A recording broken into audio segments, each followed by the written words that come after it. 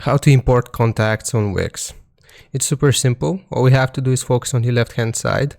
Here we want to scroll down until we see the option for contacts and just hover over it. And then we have to select this first option, contacts.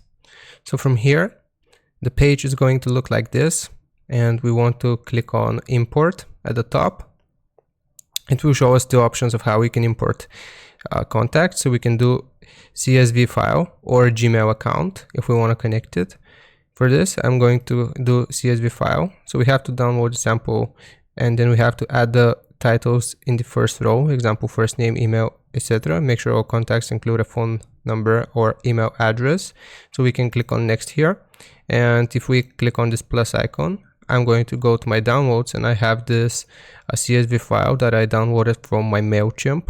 I'm going to click on open, and then we can mark as email subscribers. Click on next. It's gonna match, see if everything works. So it's gonna automatically fill this out from the CSV file that we just uploaded. You can fix any errors here, and if you click on next, you can add a label here.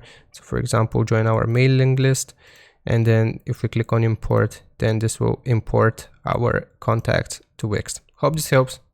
Like and sub. I'll see you next time.